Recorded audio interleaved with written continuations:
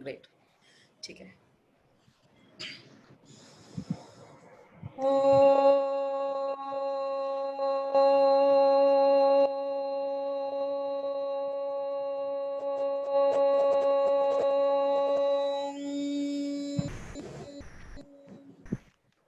गुरुर्ब्रह्मा गुरुर्विष्णुः गुरुर्देवो महेश्वरः गुरु साक्षात् परं ब्रह्म तस्मै श्री गुरुवे नमः। ओम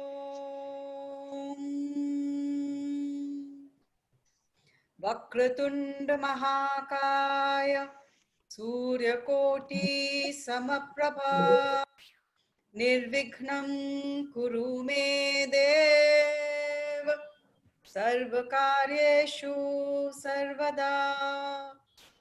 ओम श्री गणेशाय नमः। So welcome everybody to today's session of the Cafe Spirituality Wisdom Talk. We are very fortunate that we have Mukesh Gupta speaking to us on self-inquiry, on discovering through mindfulness, through, anyway, it doesn't matter through what, because I don't know the subject, he knows, and he will speak about it. I will share with you quickly what Cafe Spirituality as a group is all about. It is about facilitating an inner journey, and the loyalty is to the end.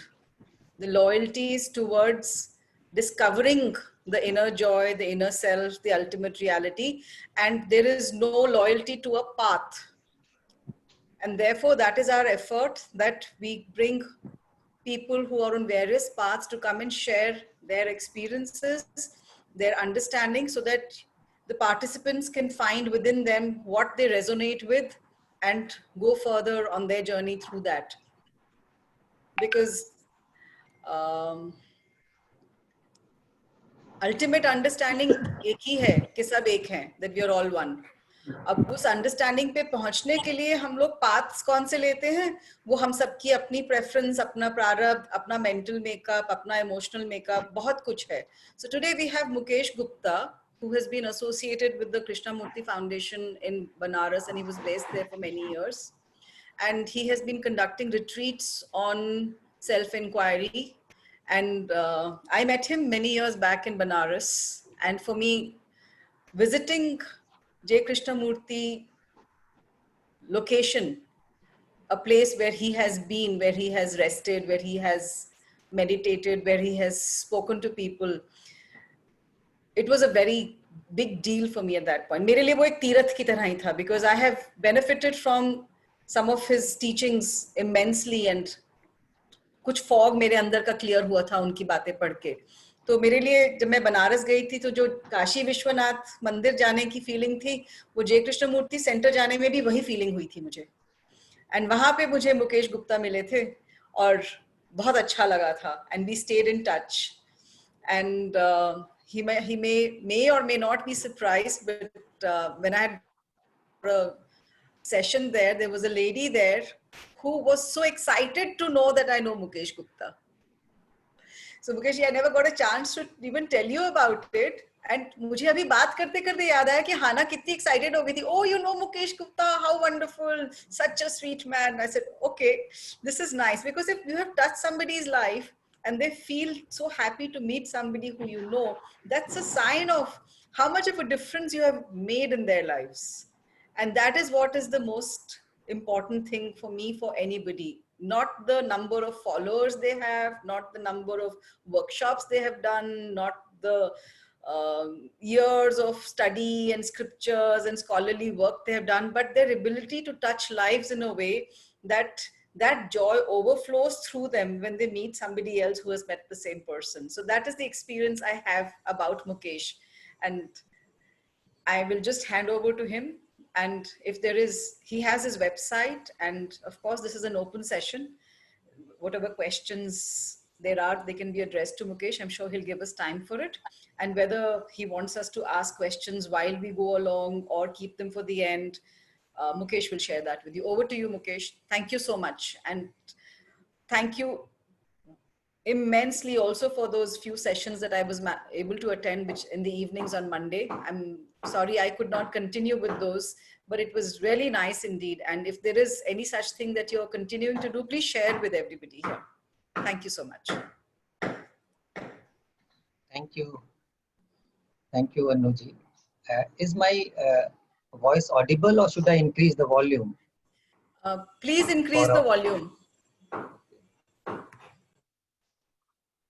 And you can also, it may be good if participant can mute themselves so that there is no background noise.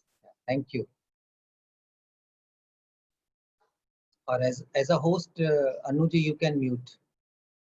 And when somebody wants to speak, they can raise hands or they can unmute themselves. So is my voice now audible clearly?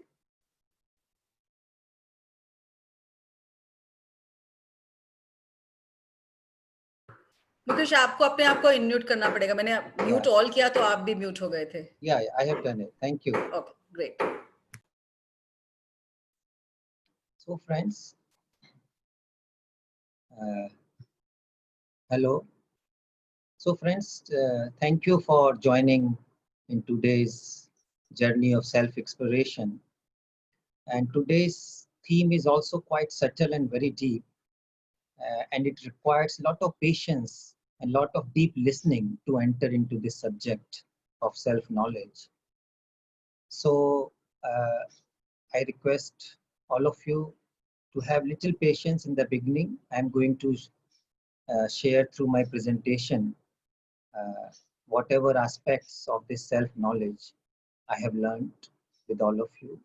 And then it will be open for questions, for a dialogue together. So I'm going to share on the screen my presentation. It will be around 40 minutes.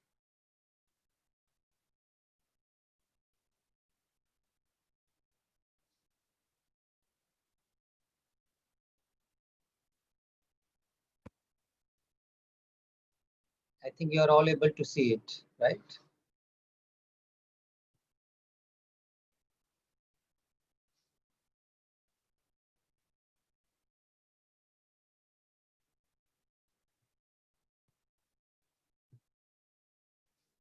So friends, I would like to begin today's talk with sharing the journey of this universe or cosmos in brief. It is said that around 13.5 billion years ago, matter and energy got formed and there was a big bang. Most of the scientists, they agree with this, that around 13.5 billion years ago, there was a big bang and matter and energy started forming. And there are, in this whole vast, limitless universe, there are hundreds of billions of galaxies. And each galaxy contains hundreds of billions of stars. So one can imagine, perhaps one cannot imagine how vast is this cosmos where we happen to be living together. And around 4.5 billion years ago, the Earth appeared. As you all know that we live in Milky Way galaxy. It's a very average galaxy. It is not in the center of the universe. Of course, we used to believe before the scientific revolution that we are in the center of the whole universe. But actually it is not so. Not only the solar system, it's a very average star, the sun, and the parts of the sun became the planets. And around 4.5 billion years ago, there was an appearance of Earth. And conditions became favorable on this Earth. And around 3.8 billion years ago, life forms began to evolve from unicellular living beings to slowly multicellular living beings. Can you be please a bit louder, Mukesh ji? Yes, sure. How it is now? Is it better?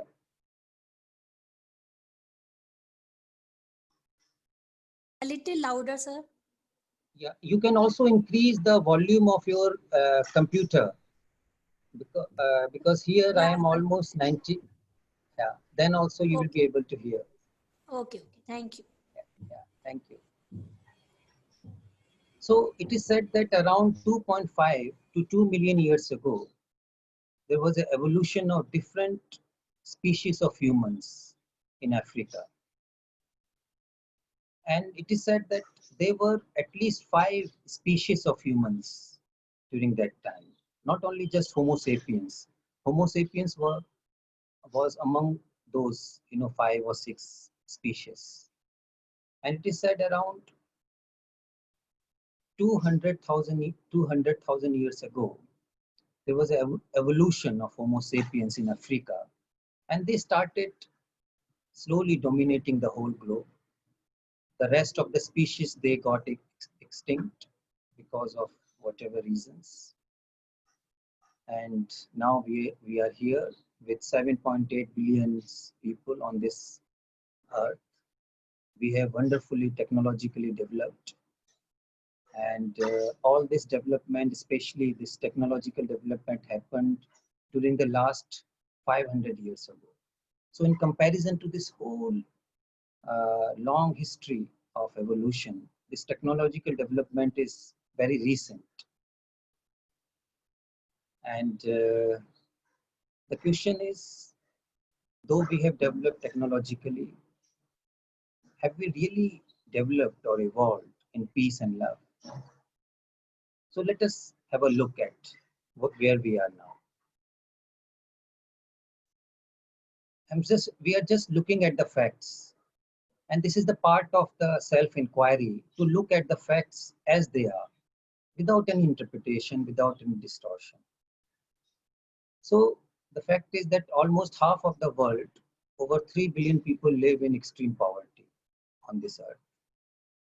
Though earth has abundance of resources, abundance of food and everything, but because of some deeper reasons, still half of the population lives in extreme poverty. Around 85 wealthiest individuals in the world, they own half of the wealth of this earth. Only 85 out of more than 7 billion people. According to UNICEF, 22,000 children die each day due to poverty. Can you believe? 22,000 children die each day. Of the past 3,400 years, humans have been entirely at peace only for 8% of recorded history. So only at 8% of recorded history. Rest of the time we were either at war or in chaos, disorder, disharmony. And there is a historian, Yuval Noah Harari, who says that today more people die from obesity than from starvation. This is also a fact. More people die from old age than from infectious diseases. And more people commit suicide than are killed in war. We are the only species in Earth's long history that has single-handedly changed the entire planet. And we no longer expect any higher being to shape our destinies for us. So in what way we are changing the destiny of this earth? This is really debatable, whether we are going in a direction of creativity, in the direction of compassion, or in the direction of destruction. This all depends on all of us. So the reason I was sharing all these facts was that whatever we are seeing happening in the society, in the world, is only a reflection of what we are from inside. So we should not be surprised how the society is, how the world is. Whatever is happening outside is only a reflection of what we are from inside. And the collective consciousness, what makes the whole world. If there is peace, if there is order in our society, in our families, in the world, that reflects that peace, that order that compassion is inside us. But if there is violence, if there is aggression, there is inequality, then that shows that those qualities are within us. So that's why, in order to transform the world, in order to bring about any deeper change in the society, that change has to begin with each one of us. That's why it is so important to know what we are. Without knowing what we are, whatever we do brings more misery, brings more confusion and suffering. And I feel that's why it is so important to bring this element of self-knowing in our day-to-day education. We are educated partially. Only our intellect is being educated. Only a certain aspect of our personality is being educated. But the another half or very significant part of our personality, I feel, is being neglected. And that is the cause of all this suffering on this earth. And that's why perhaps all these teachers from ancient times till now, they have been emphasizing this question of knowing yourself, which was called know thyself in the ancient Greek times. From ancient Upanishads to Socrates to Plato and to J. Krishnamurti, all these teachers have laid so much emphasis on this question. You know yourself. Without knowing yourself, there is no basis of right living. There is no basis for peace, for love, for compassion. And Socrates even said, it's quite an alarming statement. An unexamined life is not worth living.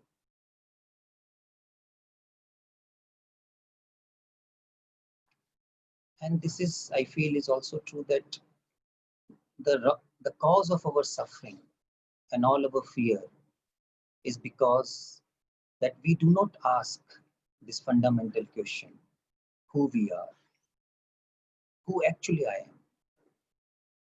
And without asking this question, we remain, as I said, with confusion, with disorder. Whatever we do has no solid ground, a ground of clarity, a ground of clear perception. So that's why this question is very important. Unless we see the significance of asking this question, we will not ask it. We will be asking how does the atom behave, how to create wonderful computers, how to develop technologically, how to create great buildings, marvelous structures. And we have done all that. But without self-knowledge, without this asking fundamental question, whatever we do will bring destruction. As we all know, this quantum theory, all this discovery which happened during that time, Einstein, Heisenberg, all those discoveries, they were wonderful, but they were used for destruction. The atomic nuclear war also started, and we are all living till now under the shadow, under the fear of this nuclear war. Why? Because we have addressed only one aspect of our being, that intellectual aspect, that aspect of cultivating the mind.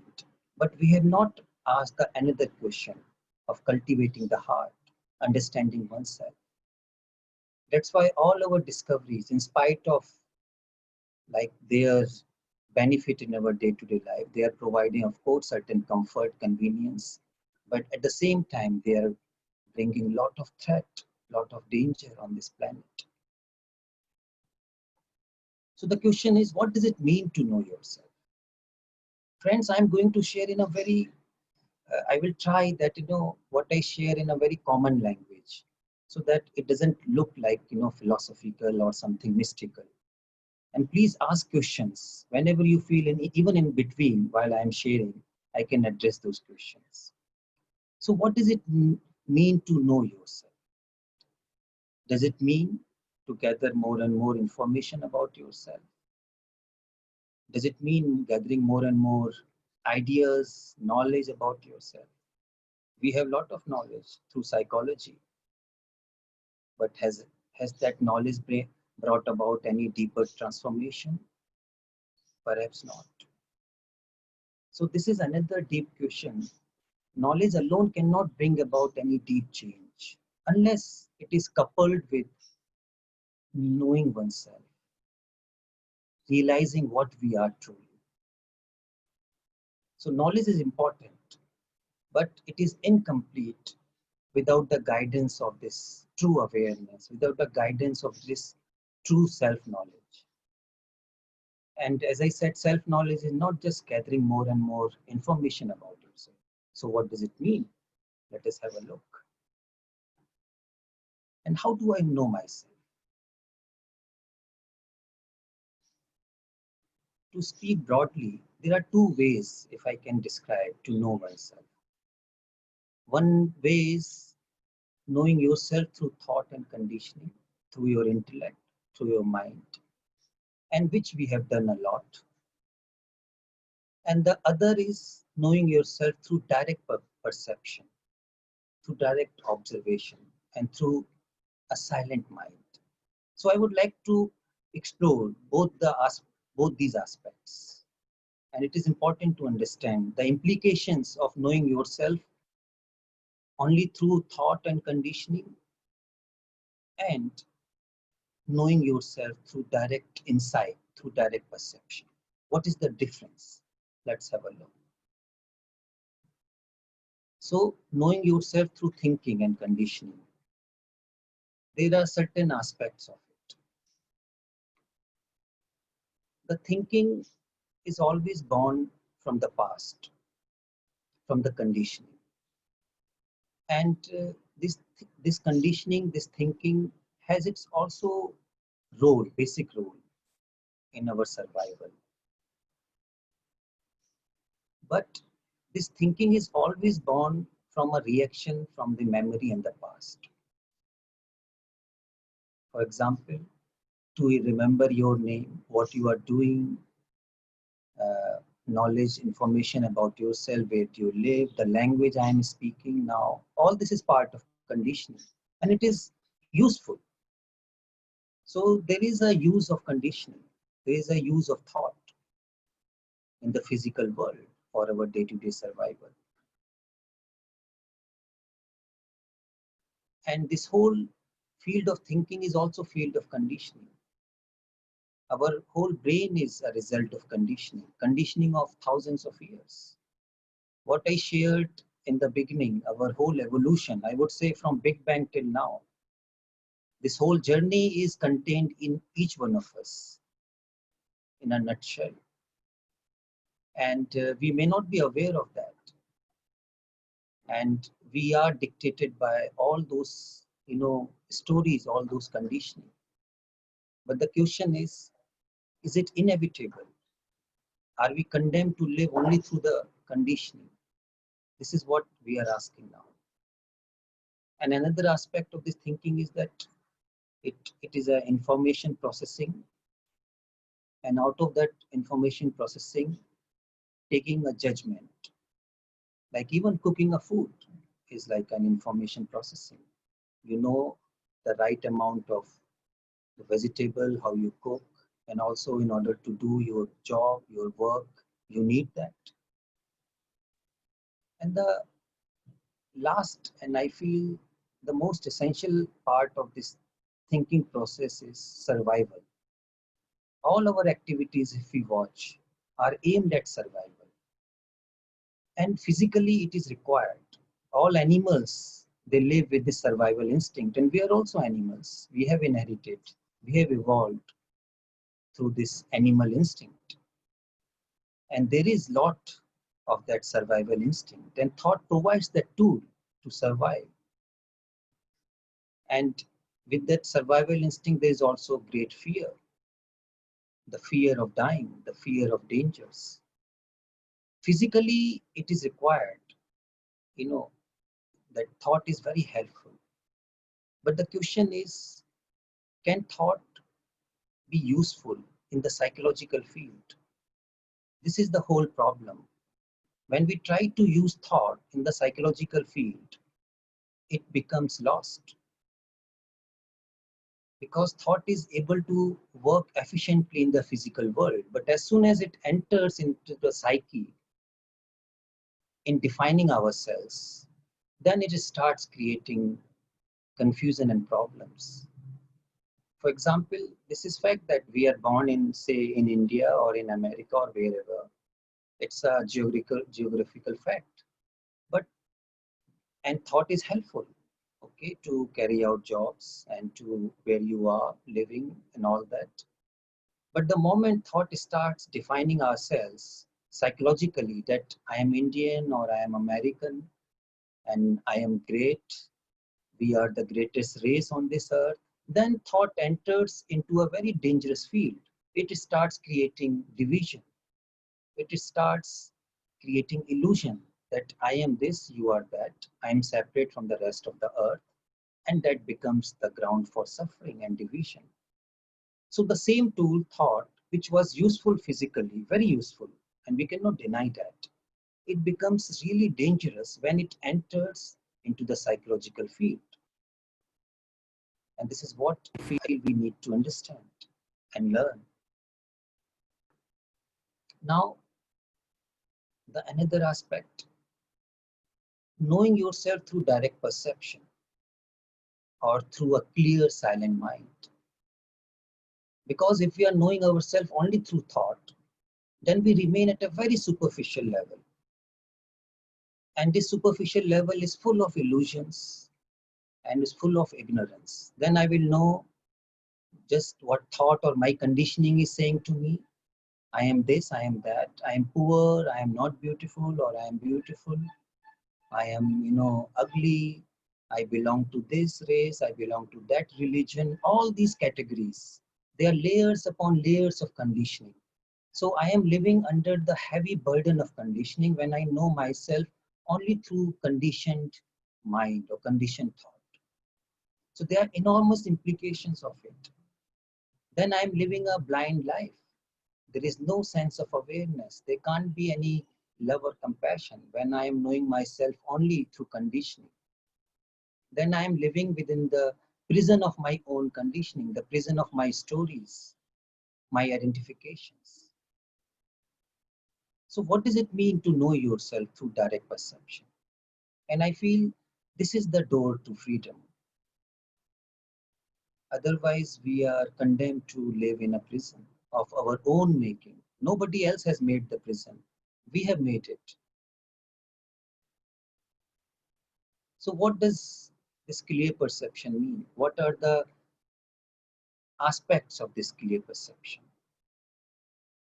So I would say that the first aspect of this clear perception is this looking, or you can call it pure seeing, pure observation.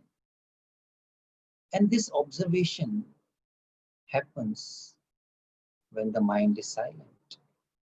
Because when I am observing, when I am seeing the world or myself through thinking, then I am not looking, I am not seeing. So there is a difference between thinking and looking.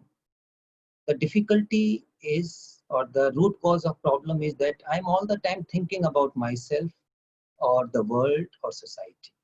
And of course, thinking has its place, but thinking alone is very limited. Unless there is a quality of looking, unless there is a quality of perception, there won't be any clarity. So when I look at myself clearly, without the interference of conditioning, without the interference of my background, then I am able to see things clearly as they are. So this is very important aspect of this clear perception. Looking not just physically, it's not recognition, but looking from your whole being, from your heart, from your mind, from all your senses. Similarly, listening. What is listening? Is it only physical listening? Is it just listening through your ears?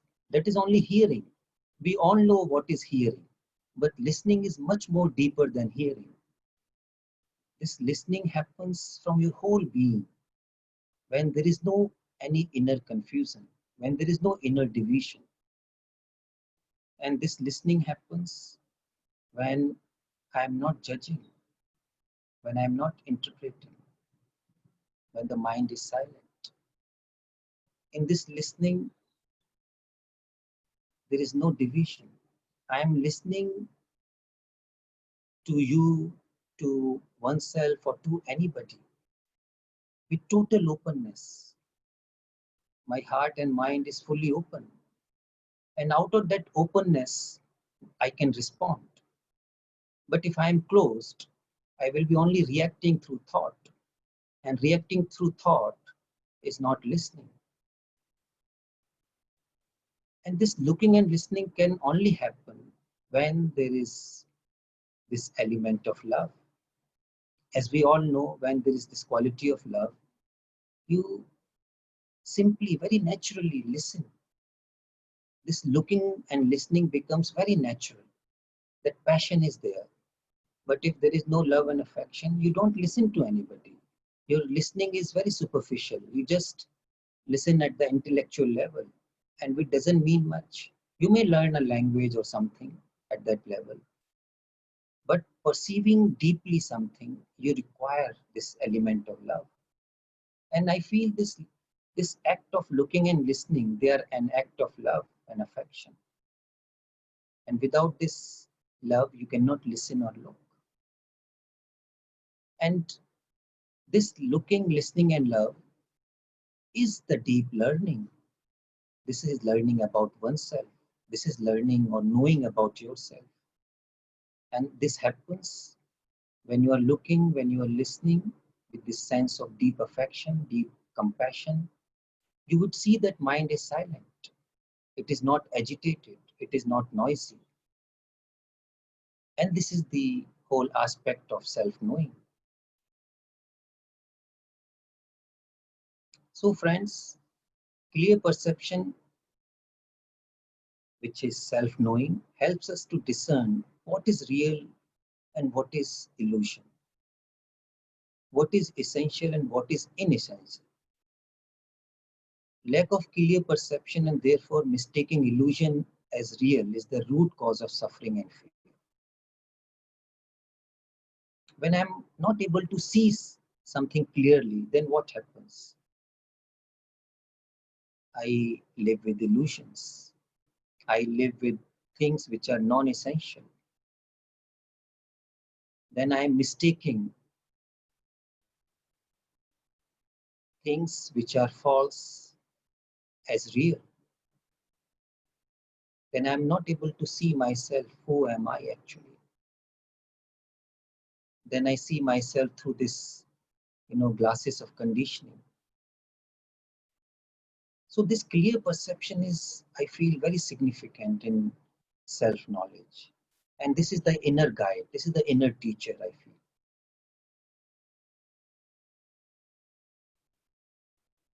And the freedom is to see or perceive reality as it is, without any distortion. And it is only a silent mind which can see what is real. So that's why freedom and a silent mind, they are synonymous. They are the one thing. You can see what is only when the mind is silent, when the mind is really free. So the seeing or perceiving itself is freedom. We usually have different notions about freedom. We think that freedom is whatever I want to do, I'm allowed to do. Is that freedom? That's very limited definition. That is not freedom. Then you are only dictated by your own inner conditioning, your ignorance, and your desires. But the real true freedom is when you are able to think for yourself, when you are able to perceive out of freedom, out of real independence. And when you are able to see things clearly, then you are really free. When you are able to see yourself, not through the images, not through the labels I have, whether label of a religion or label of a caste, a label of nationality, all these labels, they are the result of my conditioning. So when I am seeing myself through the images and labels or through identification, I am not free. There is a bondage.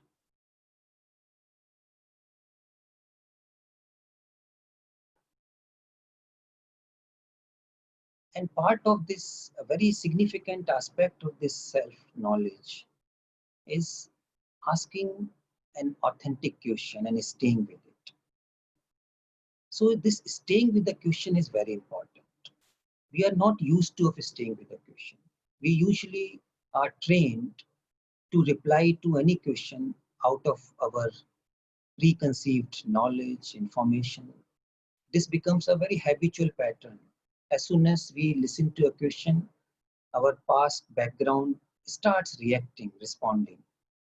And that's a very superficial response. The real wisdom is in staying with the question, asking an authentic, deep question. I remember perhaps Einstein has said somewhere that who is a genius? Genius is not a person who is able to reply to a number of questions very quickly. But a real genius is who is able to stay with the question for a sustained period of time. This is the only difference. People like who are impatient, who are in a rush to find an answer, they are not able to stay with the question. They will, of course, they will find an immediate ready-made answer from a book or from some authority, but that would not be your real answer. The true answer comes when you stay with the question, when you allow that question to explore, to answer itself.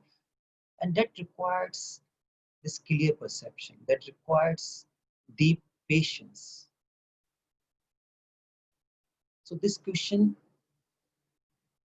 who am I? What is this I yourself? Can one stay with it? Ask this question, who am I? Am I only a bundle of images? Am I a bundle of labels? Am I only a collection of all these conditioning? When you ask a question, that is very important. And what is this I? What is this self made of? Is there a self without thinking and identification process? And this is a very deep question because we know the self only through thinking, through conditioning, as I said. And we think that that is all to what we are when we know only through thinking process. And this whole idea of self, the me or ego, is born out of this thinking process. This is something very important. And I feel this is one of the deepest insights of J. Krishnamurti when he says that this me or ego is born out of thought. And this is really very interesting. We think that I am thinking, that I is creating thoughts. But what about if the fact is just the opposite? Thought is creating the I, thought is creating the self. This is the whole reversal. I feel it's almost like a transformation when you realize it, that this ego or the me is born out of thought. And then it creates an illusion that I is independent. I think, when I think that I'm able to create thoughts, I'm able to think just freely, this may be an illusion. And thinker and the thought, they are not separate. Because thinker is born out of thought, that they are just one process. So the question is, am I only this thinking process? And who am I without these images, without these stories and cravings created by thought? Because as long as I am taking myself only images, only stories, only cravings created by this conditioned field, this conditioned thought, then there is no space, no freedom, there is no love. So who am I in the absence of all these stories? Just ask this question and live with this question. And I feel there are three very important questions. Can the mind see the futility and danger of living with any illusion and identification with past stories? And I feel these are very practical insights. I'm just sharing these three questions, and we can experiment, we can testify these questions in our day-to-day living, in our day-to-day relationships. Can we see the futility?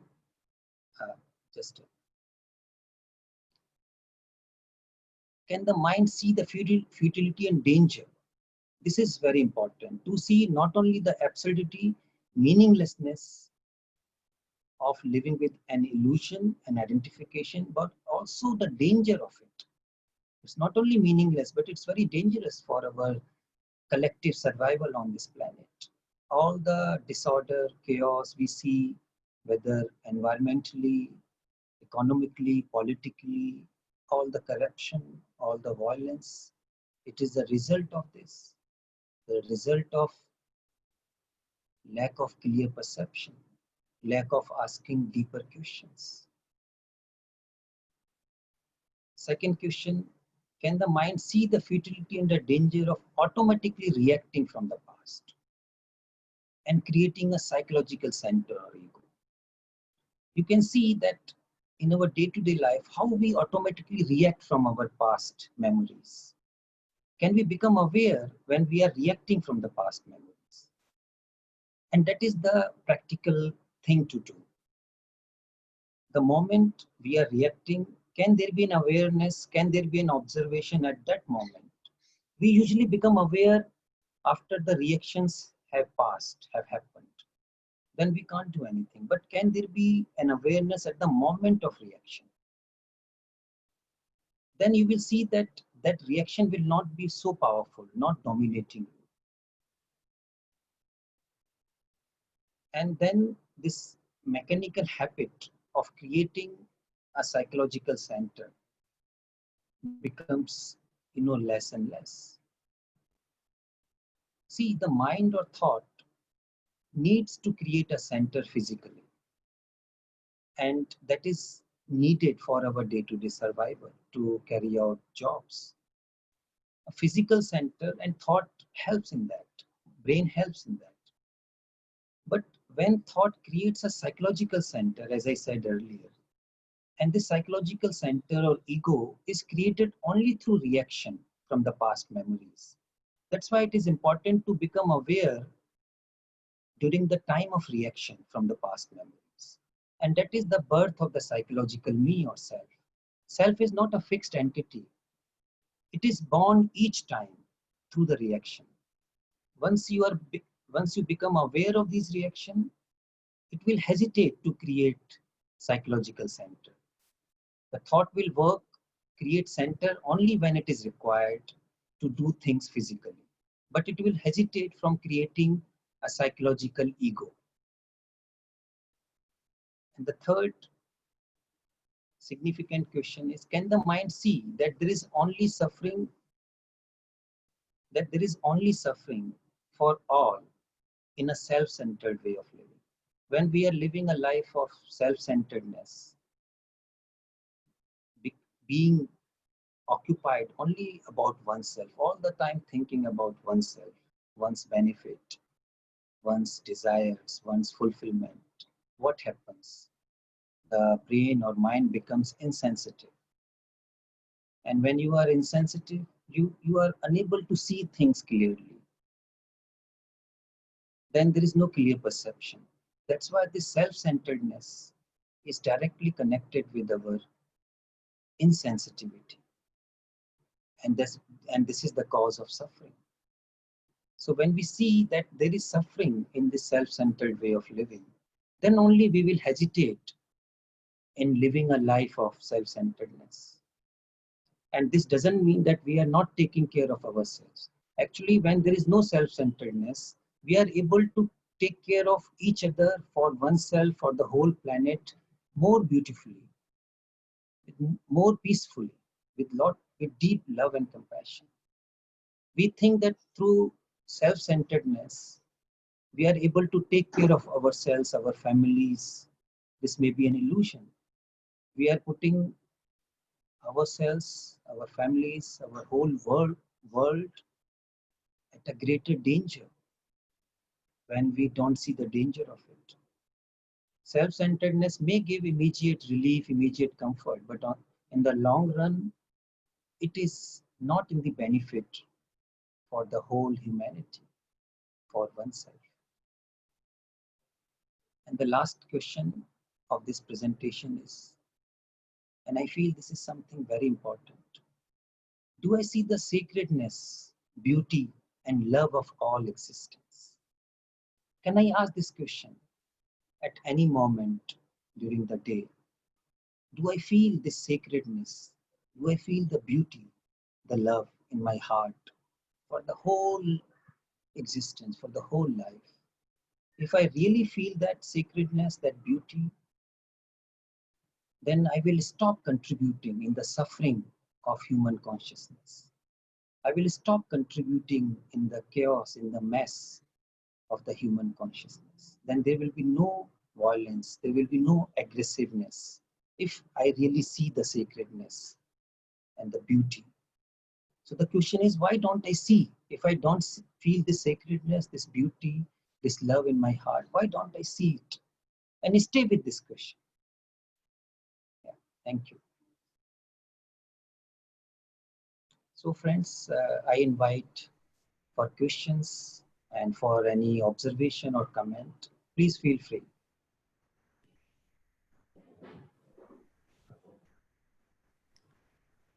So, Mukesh, I must admit that when I had read some of these statements from J. Krishnamurti's book many years back, and they kind of went over my head at that point of time. And it's only when in deep pain at some point of time, when I looked very deep within and I stayed with it for a while, some unfoldment started happening then. And one of the things which I think reinforced my, I wouldn't say reinforced, but kind of got me rolling, was one of the statements where he said, stop digging your own wells and go through the, drink from the river of life.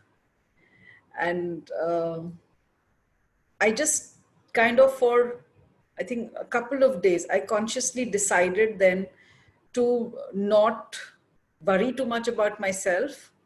And if whenever the worry started coming, I said, no, I'm going to leave this aside and I'm going to trust life and see if I am thirsty, is it possible to be quenched from the river of life? And I kid you not, that the synchronicity of life started unfolding right in front of my very eyes. And which is why sharing became a very important component of my life, because I realized that while it does happen that way for everybody, वो हम अपने हाथ से लगाम छोड़ते नहीं हैं. And therefore, if somebody shares from their own life something like this, when staying with the question deeply and allowing, instead of looking for answers in the thought domain, but allowing for perception to take place,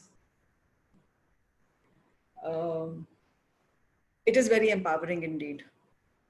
Now, don't ask me for who it is empowering, because I still do not have the answer to who am I. But, but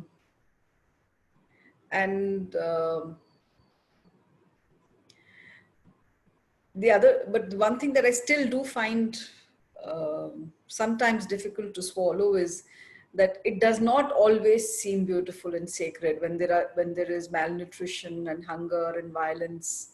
It does not, the sacredness starts getting veiled, and it becomes very difficult to be in acceptance at that point of saying, okay, all of life is sacred. If all of life is sacred, then why is a murderer a murderer? Right? And I'm just playing the devil's advocate here, because um, that I'm sharing from my thought process when I had started reading initially J. Krishnamurti, and the kind of questions that used to come to me. But I'm just sharing for the sake of everybody else here who may be interested in pursuing this particular uh, path of self-discovery, that when you stay with it with an openness for even a limited period of time, the unfoldment is definite and real. The major risk that one runs, not just here, but in that is true in any path, is that instead of sometimes the insights deepening, the ego becomes more concrete, and that becomes उसको पिघालना और बहुत मुश्किल हो जाता है. So I can see Ankur is smiling away. Are you relating to what I'm saying, Ankur? Is that why your smile is, why I notice that smile on your face? Uh, so my question is, what are the um, what are the measures that one can take that one does not mistake uh, the a preconceived notion to be an insight. One does not mistake something that is being prompted by the ego to be a deeper understanding, because these are issues, these are real issues I continue to face. And Anu, can I add something to that question? Please,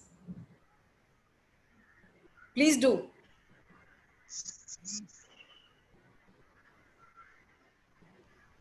Yes, Ankur, please add.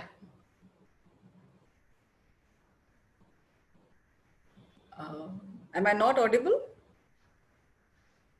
No, you are audible. Yeah. Ankur, do you want to ask the He wants question? to Please add. go ahead. Am I audible? Yes. Am I audible now? Yeah. Yes. You are. You please go ahead. You are audible. Uh, I think when I unmute, I'm not able to hear others somehow. So we have heard you, we can hear you. So now you speak. Don't worry about listening to us right now. And when others speak, then you mute yourself again. Okay, so my question was very much connected to what you just said. Ki, in fact, I just read something about what Osho said. Yes, something I read yesterday or day before, that this path of inquiry is very tricky and very few will uh, few will realize themselves through the inquiry. And he said that others will just get caught in the concept and not really experience who am I. I was like, I've been on this path, and I've been listening to Muji a lot, and Robert and Nisargadatta Maharaj, and so I was that time wondering what Anu just said. Am I also, caught up in the concept, or am I going toward the actual discovery of who am I? So yeah, so something similar question I had. Thank you. So, first of all, I would like to respond the first part of the question, that when we see lot of suffering, lot of violence, poverty, so how can I feel the sacredness of the whole existence?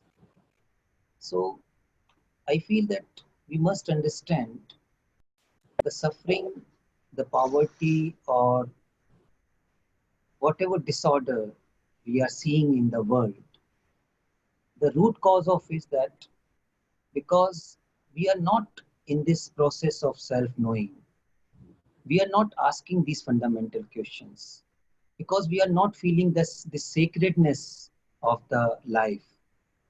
So it is directly connected with it. And it is the result of that, not feeling that love and beauty in the heart. Now, the question is, when you realize, when you feel connected with the suffering of the others, without the interpretation of the thought, without the influence of the thought, then there is a pure empathy, I would say. Then there is a pure compassion. So in that sense, suffering can also be turned into a compassion, into a sacred journey, because the suffering of the other is not separate from the suffering from oneself. Suffering is one. It is not, there is no separation in the suffering. The separation comes out of illusion. So can I realize that the cause of suffering is this illusion? The cause of suffering is this lack of clear perception. And because there is no clear perception, I live a life of mechanicalness, of habitual patterns, of conditioning. That's why to see the danger of living such kind of life. And this will always lead to this suffering. And all this suffering on this earth is due to this lack of clear seeing, lack of asking this question. Why don't I feel this sacredness? What stops me from feeling this sacredness, this beauty, this love in this moment? So just asking this question, what is stopping me? I'm not saying that you have to feel it all the time, but ask why this feeling is not there. And what is stopping it? What is clouding it? And then I will discover in my day-to-day life what is clouding it. My insensitivity is clouding it. All the time thinking about myself, about my security, about my, just about my family. It is all about, the whole life is centered about the self, me. Then insensitivity is natural. And this insensitivity will cloud my senses, my perception. And this leads to suffering. And when suffering becomes huge, then I suddenly start waking up, start questioning, asking questions why I'm suffering. So the intelligent way is to ask this question when the suffering is in a very seed form. The moment I am creating an image about the other, I have sown the seed of suffering. The moment I have created an image about myself, that is the sowing of the seed of suffering. So this is the actually work of self-knowing. And how do I know if I am living with concepts or with insight? I feel one criteria is the conflict. You will feel the conflict in your heart, in your mind. If it is only a concept, you will be torn apart between the reality and the concept, between the truth and what should be. So conflict is a clear indicator of that thing, that you are living with concepts but not with the truth. Then this division would not be there if you have seen the reality as it is, that what is and the what should be. Mind is all the time creating what should be and what should not be. And this is the whole movement of the ego. Ego lives on this idea, what should be and what should not be. If you watch yourself, all the time we are caught up in this whirlpool of what should be and what should not be. And this shows that we are living only with concepts. So now ask this question to yourself, why I am living with concept? And I can make concept of anything, of any teaching, whether Krishnamurti, Buddha, Osho, or anybody, or Upanishads. See, that's why I always say teaching is never in the books. Teaching is never outside. The true teaching has to be in the heart, in one's being. All the teachings which are outside in the books, they are only indicators. And unless I experiment with it, unless I actualize those indicators, those insight in my life, they are all dead. And the insight happens in a moment, in a flash. I may perceive something now and it is over. I can see the danger of living with nationalism. If I see it, it is over. If I see the danger of living with identification with certain thing, it is over. But if I have not seen it, it will come back. So the work is, again, I ask this question. So this is really an arduous work. It's not just, idling or sleeping. Actually, this work of doing nothing is a tremendous work. I am in agreement with you. Actually, one of the things that I have done is that I have looked at various ways, whether it is from Sanatan Dharma or Kabbalah or Osho. Like Osho, for example, most Osho followers are not too fond of J. Krishnamurti, and probably vice versa. I don't know. I haven't come across that. But I have heard about this debate. But I found they were saying exactly the same thing. One said it in poetry and one said it in mathematics. कुछ अलग, and now I realize कि कोई भी कुछ अलग नहीं कह रहा है. No seer has said anything separate. All have said the same thing, that we are all the same, we are all one, and it is the separation that is the cause of all suffering. Yes. But what I have also found is that destination same hai, but paths बहुत सारे हैं, and each of us has to find ourselves on that path with which our energy resonates the most, because that is when the journey will not seem arduous. For this, for example, ये जो अभी हम लोग कर रहे हैं, it does not seem arduous to us because our energy aligns with this. But for a lot of people, they will not resonate with it. अब किसी को कहो कि सिरदर्द की कॉज पे जाके उसको एड्रेस करो और सिरदर्द की गोली नहीं खाओ. कुछ में वो पेन थ्रेशोल्ड है, कुछ में नहीं है, और जिनमें नहीं है पेन थ्रेशोल्ड, वो उनको अगर हम खाली डाइजेस्टिव सिस्टम ठीक करने के बारे में बात करते रहेंगे, वो सिरदर्द के बारे में हमसे बात करना बंद कर देंगे. वो जहां पे एक क्रोसिन की गोली कोई दे देता है, खा के वहां पे मस्त हो जाएंगे. पर अगर हम कुछ बाम दे दें उनको लगाने के लिए, या कभी कभार एक गोली भी खाने दें, और साथ साथ उनको इम्पोर्टेंस समझाएं कि अगर डाइजेस्टिव सिस्टम ठीक रहेगा तो ये फ्रीक्वेंट हेडेक्स नहीं होंगी, एंड उनका मदद करें to find the diet and the lifestyle which will accommodate that, which will facilitate that, it is likely that they will find themselves in that space where they will not keep having constant headaches. So I'm just drawing an analogy. Yeah, absolutely. And I just wanted to add, seeing the danger of identification is important. I have been saying through all my presentation. Seeing also the danger of identifying with any teacher is equally important. That can be any teacher, whether Krishnamurti, Osho, Buddha. See, our problem is we get caught into this whole debate, who is true? That is not the question of self-inquiry, who is true? But what is truth? What is truth? Absolutely. That is the whole reversal transformation. When we are in the debate of which teacher is more important, which teacher is great, that's superficial, I would say. All these teachers are saying, find out what is true, what is truth in your heart, in your daily life. See how you are living with illusions. Then when you are truly directed to yourself, then the real work begins. When we are only dealing with, who has said more beautifully and all that, that maybe as you read many novels, you may read it and go on debating. That's a wastage of energy. But I don't even call it wastage of energy anymore. किसी को उसी में मजा आता तो ठीक है, अभी शायद उसका वही करने का समय है, वो करे. मैंने उसको भी जज नहीं करना, पर ये है कि हाँ, पॉइंटिंग फिंगर को जज नहीं करना है, मून की तरफ देखने की कोशिश करनी है. पॉइंटिंग फिंगर्स में कंपैरिजन करके, इसकी मोटी है, इसकी पतली है, इसकी गोरी है, इसकी काली है, कोई फायदा नहीं. Nothing is going to come out of it. One might just lose the vision of the moon, which is possible. And for those who may, there is a joy of looking at that moon, and that there is वो जो flashes भी आते हैं कभी-कभी, उसमें इतनी खूबसूरती होती है कि लगता है कि हाँ, इसमें लगे रहो. Okay, Ashutosh wants to ask something. Yes, Ashutosh, please do. Yeah. Yeah. Hi. Can you hear me? Yes. Yeah.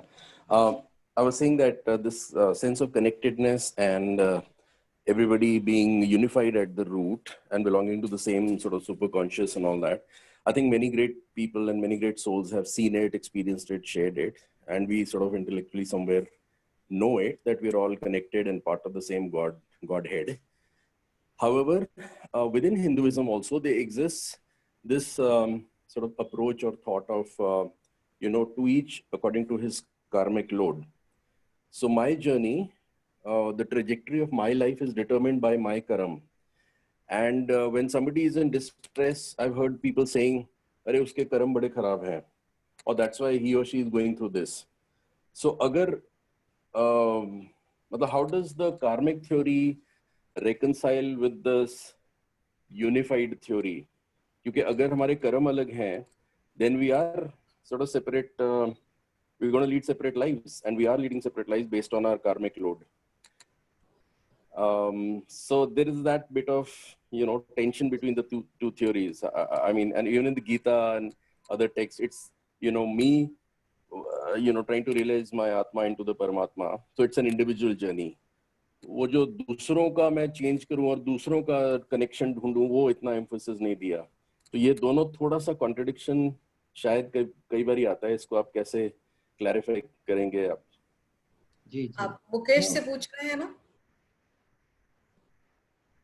आप मुकेश से पूछ रहे हैं कि अनु से पूछ रहे हैं? बता क्लैरिफाई कर. हाँ जी, एक्चुअली दोनों से ही. मुकेश जी से पूछ रहा था, बट अनु मुकेश जी से ठीक है. Okay, please carry on. See,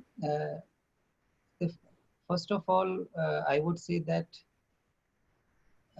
one needs to be free from the authority of everything.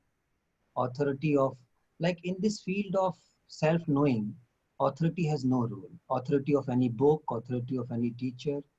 The only role is my clear perception, this inquiry, whether authentic inquiry is happening or not.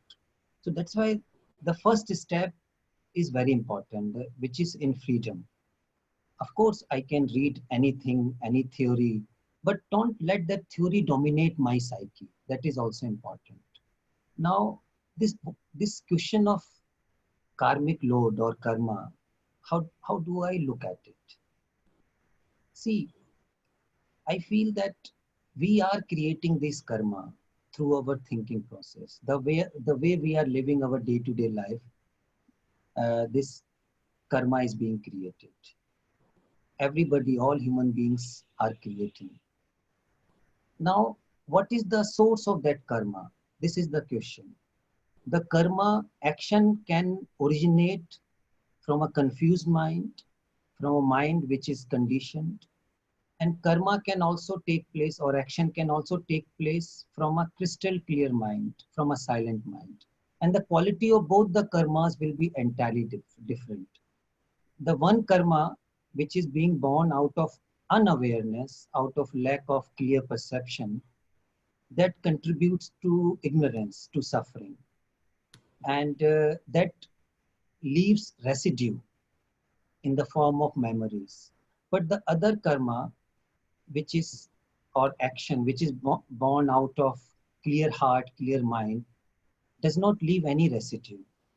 It is like an insight. It happens and it is finished.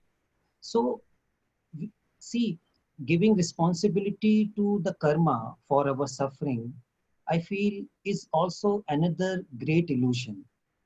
And this has happened, I feel, especially in Asian countries, because of strong identification with certain theories. And this gives consolation. I see, or we all see many people saying, if they are in the distress or they are in suffering, they say, oh, this is my karma. This is like being helpless. They just surrender to a certain idea or notion of karma or theory. And I feel this is part of ignorance. We need to be educated that the life is in this moment. Whatever has been lived is already dead. It's already is in the memories. And till I am being identified with those memories, I am reinforcing karmas. And those karmas, they do not exist actually in reality. They only exist in my dead memories, past. So living with the dead past will always create suffering, will always create, this distress. But I can see the illusion of it anytime. This freedom, that's why the freedom does not depend on time. It does not depend on any knowledge. It, it depends on clear perception in this living moment. That's why it takes time to gather suffering. But freedom doesn't require time. This is very hard to accept because we are all trained, conditioned that only through long training we will get freedom. After taking 100 years or 1,000, but these teachers, or I feel that they're saying that perception, this insight is timeless. Suffering has a cause, that's why it can be ended. But insight has no cause, that's why it can neither be created nor ended. And this insight is available at any moment. So this ending of karma is possible at any moment. This is what I feel. So Mukesh, Living with, also, yeah, sorry, yeah, no, I have completed. I've also felt, I think freedom be one time nahi hai. It is in the moment, but it has to be had moment to moment as well. Yes, of course. That's why there is nothing one time in this journey. हाँ, Actually. वो the point is वो laziness जो आप कह रहे हैं ना, arduous इसलिए लगता है कि इट्स नॉट कि अब ये हो गया तो ये घर मैंने खरीद लिया, ये मेरे नाम पे हो गया तो अब ये मेरा हो गया. That freedom has to be, you can't slip into unawareness. That freedom can be had in the moment, yes, but it has to be had moment to moment. Yeah. To see that this insight, actually insight is freedom, and this insight of freedom is neither in the past nor in the future. It is in this living moment. So it has no even continuity. True. Like it's like a flash. It happens and it dies. And again, that's why it is like a moving river. It's a living river. And each moment, this insight has to be fresh, new. Actually, insight may turn into the past knowledge, and I can write about a book, but that is no longer having that power of truth. That will only be just in the book, and that may be helpful, of course. One can get reminded by that, but the real work does not depend on anything except one's real, authentic inquiry or seeing in this moment. I can see my Thank favorite you. book behind you, Mukesh. I Am That. A lot of Yeah. us have been planning to read that in one of our um, book club sessions, but anyway. Anybody else has any more questions, or can Mukesh give some concluding comments and bring it to the end? Anybody else with some questions?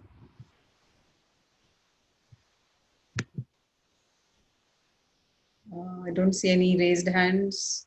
I don't see anybody unmuting. I don't see many people because सबने videos बंद कर रखे हैं ज़्यादातर लोगों ने तो अगर किसी ने कुछ पूछना है Yeah, if anybody wants to share a question or observation, they can simply unmute themselves and start speaking. You need not ask anybody, just start speaking if you have any question.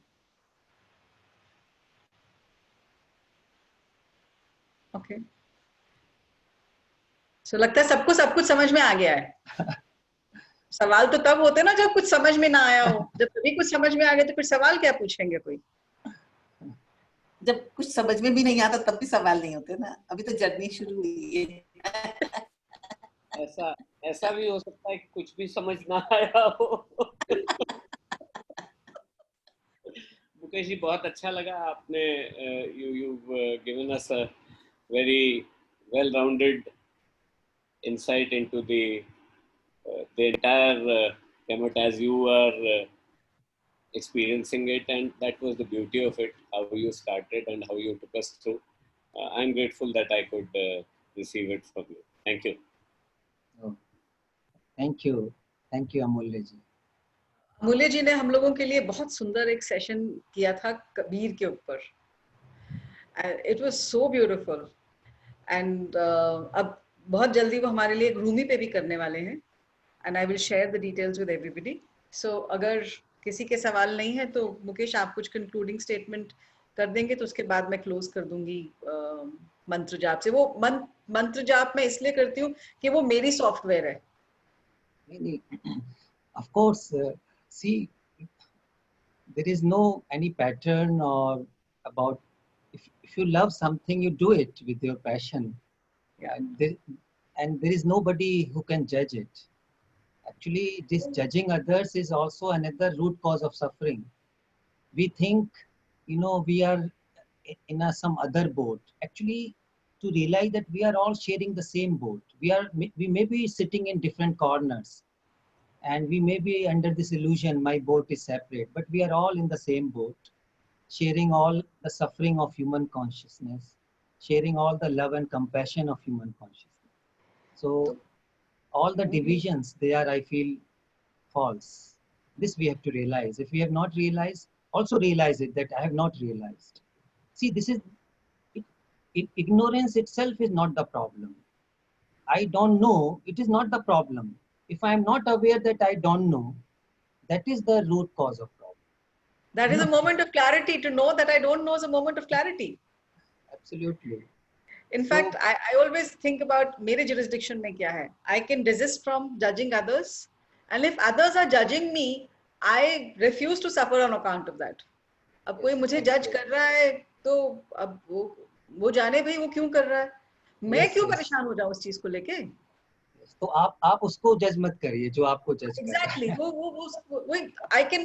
My choice is that I shall not judge, and it is also my choice that I shall not get affected by others' judgment of me. And as long as I feel happy when somebody appreciates there, as long as that is there in me, then there will also be that कुछ जब कोई criticize करेगा तो थोड़ा सा कष्ट होगा. तो ठीक है, कोई बात नहीं.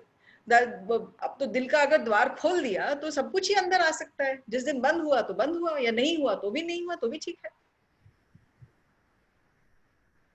So just आखिरी में अगर मुझे कुछ कहना हो तो बस यही कहूँगा कि हमारा कोई भी एक्शन अगर उसके रूट में प्रेम नहीं है, उसके गहराई में अगर करुणा नहीं है, एक स्पष्ट दर्शन नहीं है, जिसे क्लियर परसेप्शन मैंने कहा, एक स्पष्ट अनुभूति नहीं है, तो वो जो एक्शन होगा वो किसी न किसी रूप में दुख को लाएगा.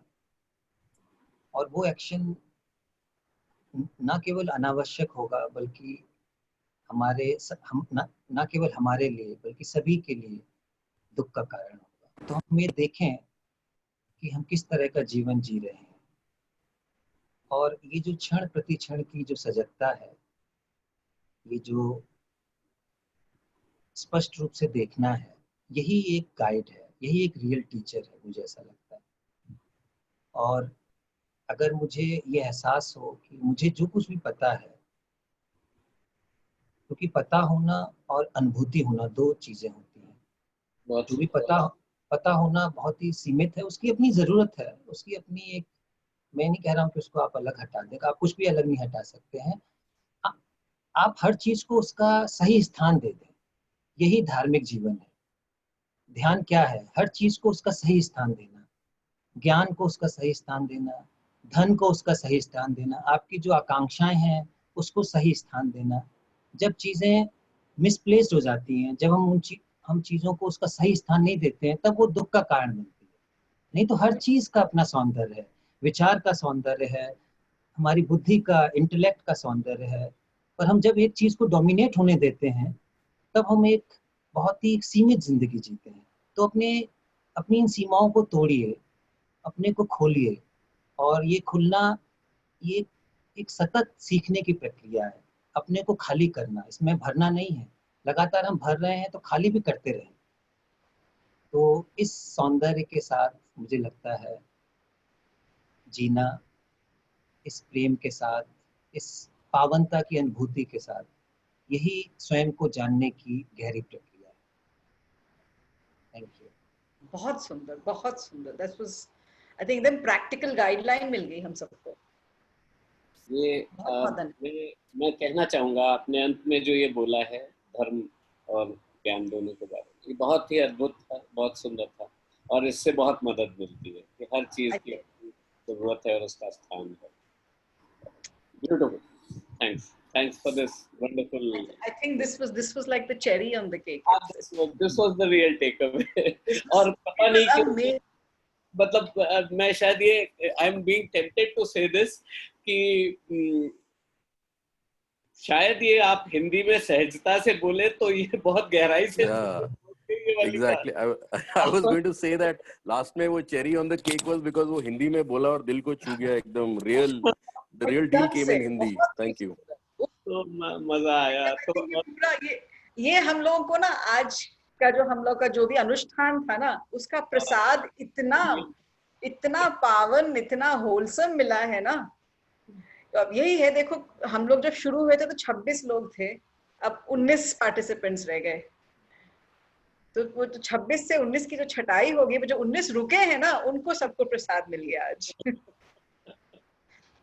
हो सकता है जो गए हैं उनको ऑलरेडी मिल चुका हो, no judgement again on that, but I am saying this was absolutely phenomenal. Mukesh, thank you so very much. वो एकदम तृप्त हो गई सुन के ये। It's going back with something so solid to take away from this session. I will just do the अपना software भी थोड़ा मैं अपना चला लूं, फिर इसको क्लोज कर देंगे। ओम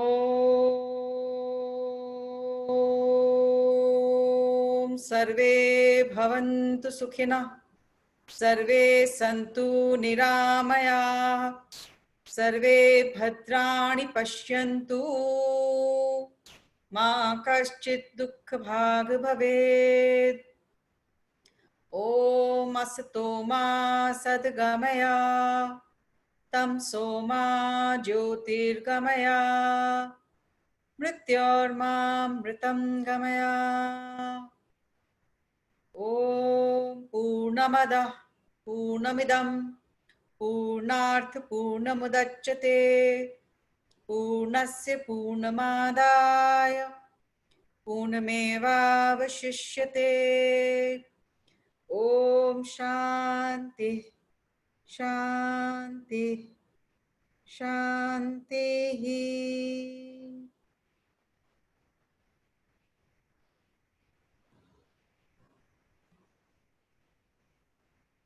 Thank you so much, everybody. And special thanks, of course, to Mukesh for making time for all of us. And he keeps doing retreats. Mukesh, आप जो भी आपकी अगली रिट्रीट्स वगैरह होंगी, जो भी आपके सेशंस होंगे, उनका अगर मुझे भेज दिया करेंगे तो जो हमारे ग्रुप्स हैं मैं उनमें शेयर कर दूंगी, so that those people who are resonating with this process can join you there.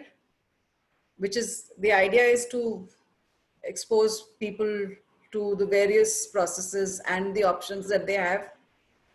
And thank you for all the people who attended. Thank you everyone. Thank you, Anuji. Thank you. Thank you. So I'm going to stop the live. Thank you. I'm stopping the live streaming and I'm stopping the recording. अगर किसी को और बात करनी